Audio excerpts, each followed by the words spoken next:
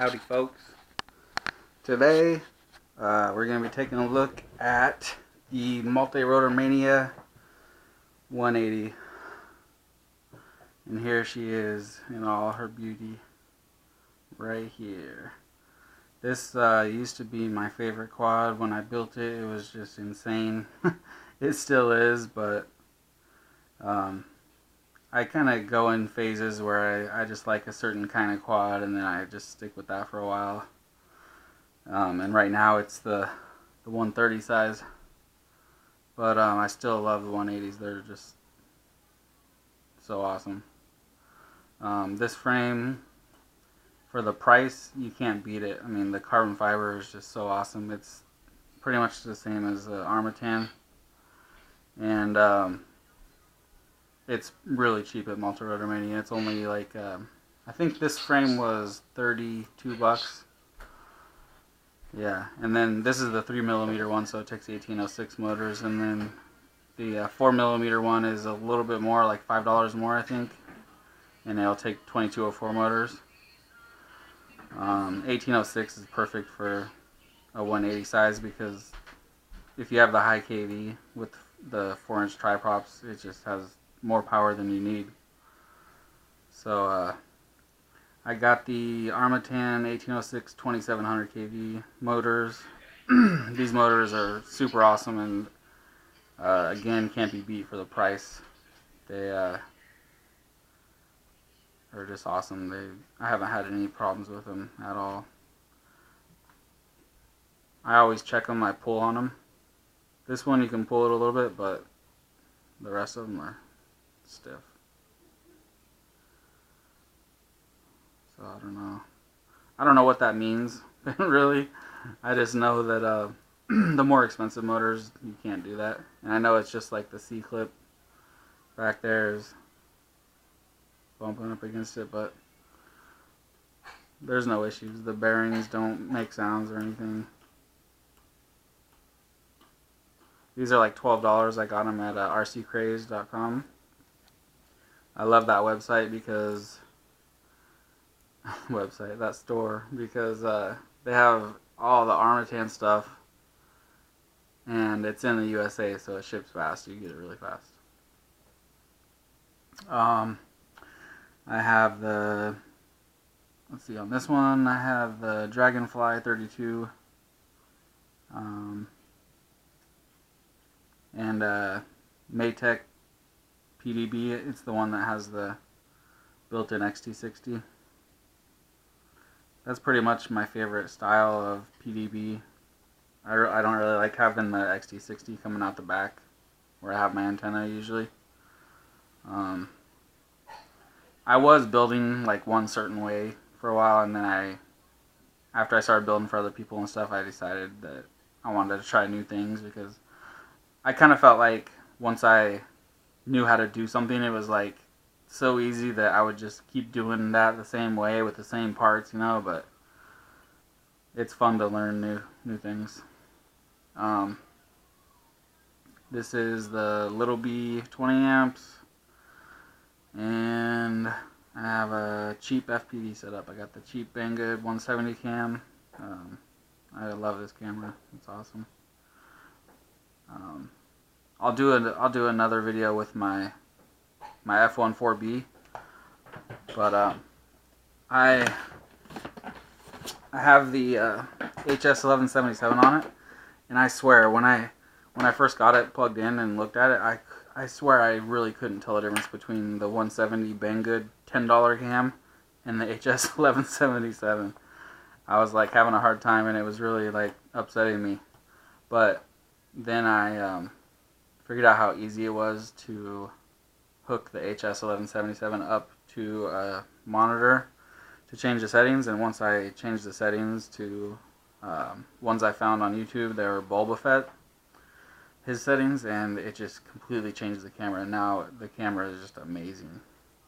So that'll be another video where I'll show how easy it is to hook up your HS1177. Because I used to think that you had to have a receiver for some reason, a video receiver hooked up, but you don't. So anyway, I use the Bonkas on this one. I have a 45C 1000 milliamp hour and a 75C 1000 milliamp hour.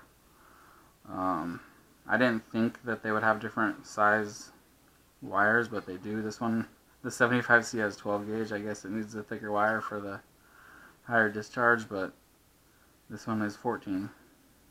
Pretty big difference in thickness there for another 30 Cs. But I have yet to really see much of a difference between the two. That'll be another video I'll do where I'll kind of do a punch out with both of them on full charges and see what happens.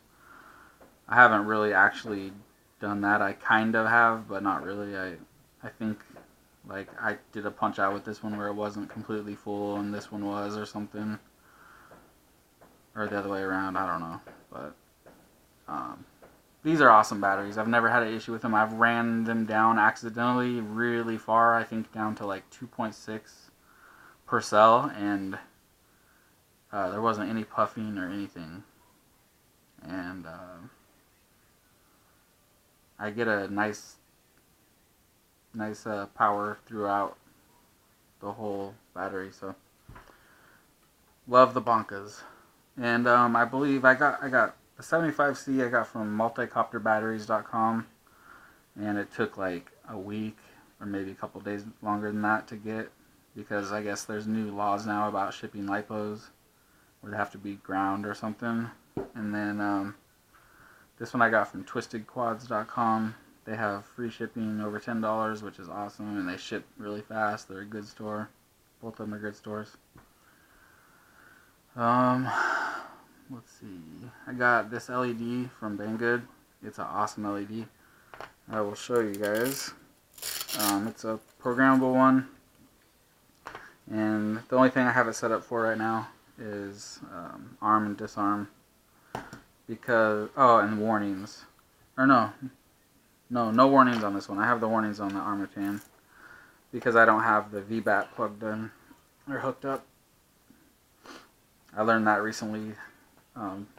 I never really cared before, but then I wanted to try it, so I figured out that all you have to do is just run a positive and negative from the PDB, basically from your battery voltage up to the VBAT pads on the FC, and then it automatically just detects the voltage. And then if you have the LEDs, you can do the warnings where it flashes when the battery gets low, and then also your beeper, your buzzer, will beep when it goes down to whatever voltage you set it at.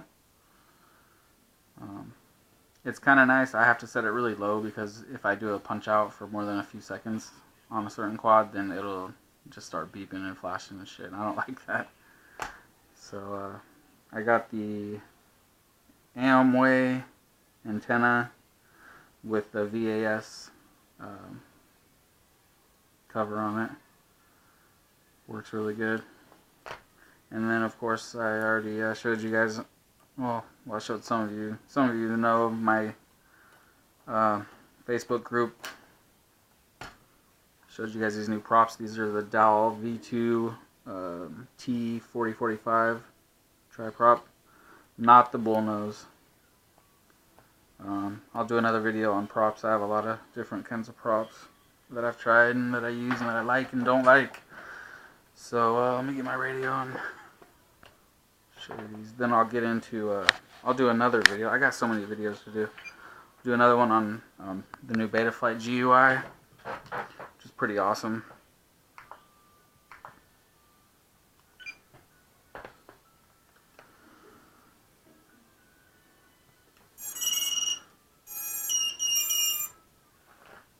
Super bright. Crazy bright. And then when you arm, turns blue.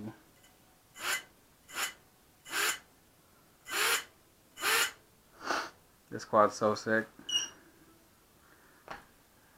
I'll have to do another video of flying it. I'm not going to fly it right now. But, yeah, so I would have to say that I would highly recommend this frame. This frame is just awesome. I believe it's basically a ZMR, but it's a 180 size, and just the way that multirotormania does their frames, I really, really, really like them a lot.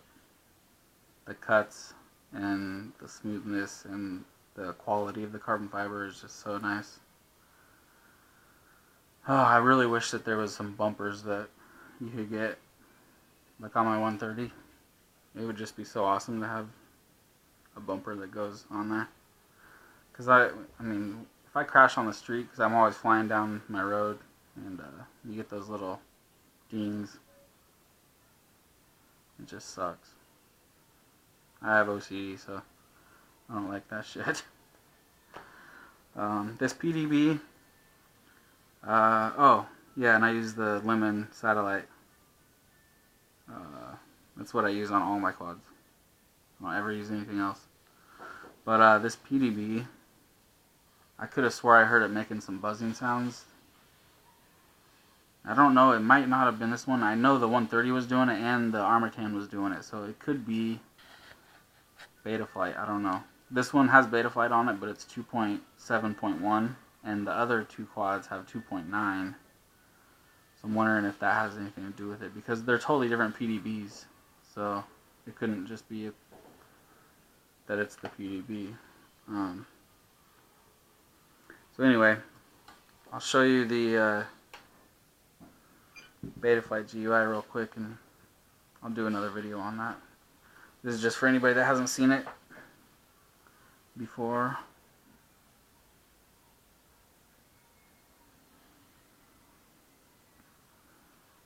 It's pretty amazing.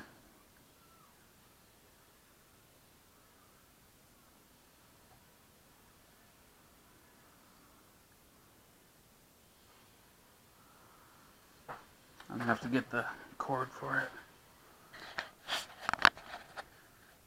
I'll be right back.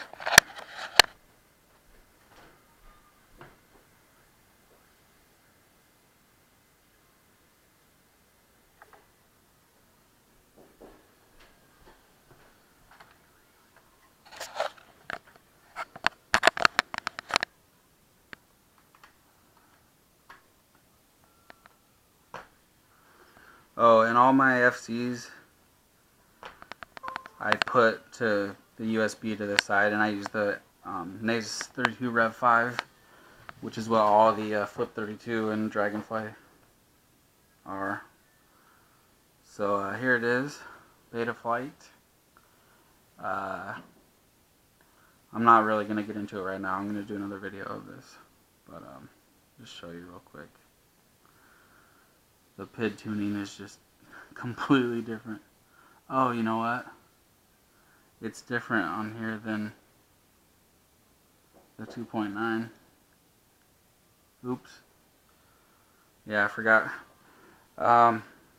So if you are on the Betaflight group on Facebook, I found out on there that people were having issues where if you flash Betaflight onto your FC using CleanFlight, and then you go into the Betaflight configurator, your settings will not save.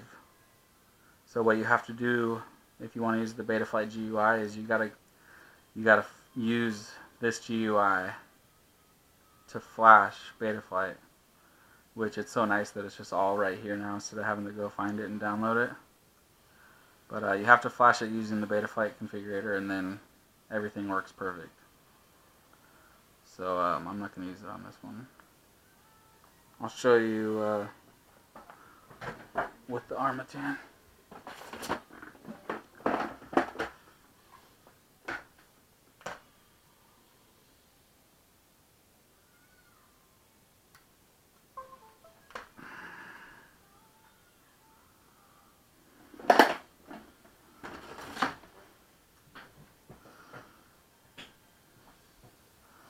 Okay, yeah, so it has all kinds of stuff. You can change the filters, oh,